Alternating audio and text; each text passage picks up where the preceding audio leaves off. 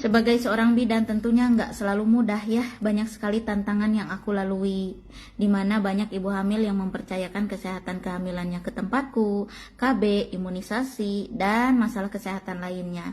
Yang mungkin pada prakteknya kalau misalnya aku menemukan hal yang patologis atau di luar normal, pasti aku kolaborasi dengan dokter kandungan, dokter spesialis anak, spesialis dalam, dan lain sebagainya.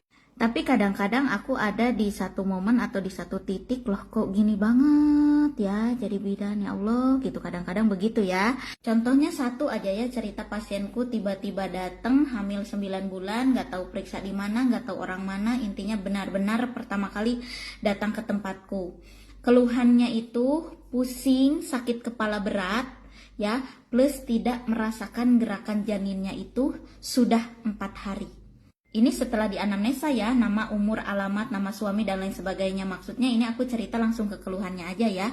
Setelah dilakukan pemeriksaan tekanan darah, ternyata 180/100. Kayak gitu langsung tekanan darah tinggi, sakit kepala berat, gerakan janin berkurang, udah pikiran tuh udah kayak kacau aja lah.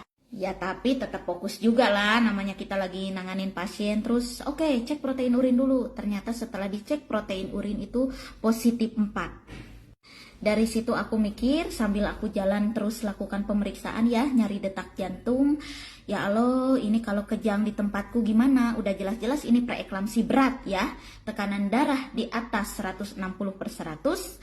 Protein urinnya sudah positif 4, kaki bengkak. Matanya udah hitam loh, kayak nggak tidur berapa hari. Plus dicek detak jantung itu nggak ketemu.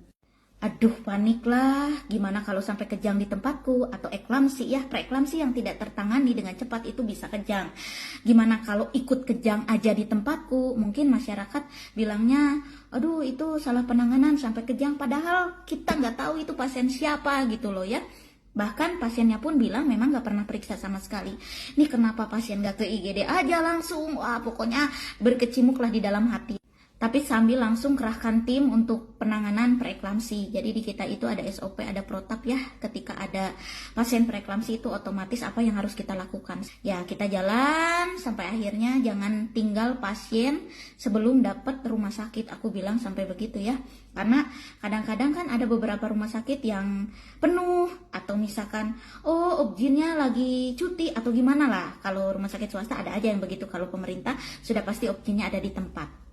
Ternyata rumah sakit terdekat itu objinnya ada dan diterima, langsung ditangani, dapat advis dari dokternya itu langsung dikerjakan oleh bidan-bidan di sana. Karena bidanku itu sampai ngikutin pasiennya itu dapat penanganan apa dan pasiennya itu akan ditangani seperti apa ya. Ternyata pasiennya itu akan dilakukan sito-SC atau sesar segera gitu ya.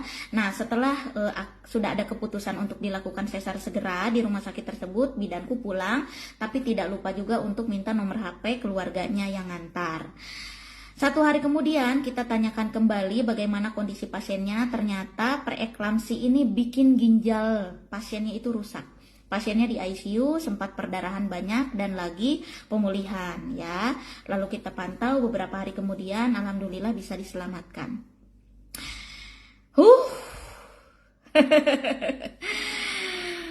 Sedih ada, bahagia ada, bisa menangani bunda-bunda dengan keluhan yang seperti itu gitu ya. Nauzubillah, jangan sampai lagi maksudnya.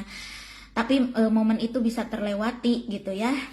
Dan masih banyak sih beberapa cerita yang memang pasien aku nyama baik-baik aja, datang ke klinik yang nggak kayak begini ceritanya, tapi ya pasien luar gitu kadang-kadang.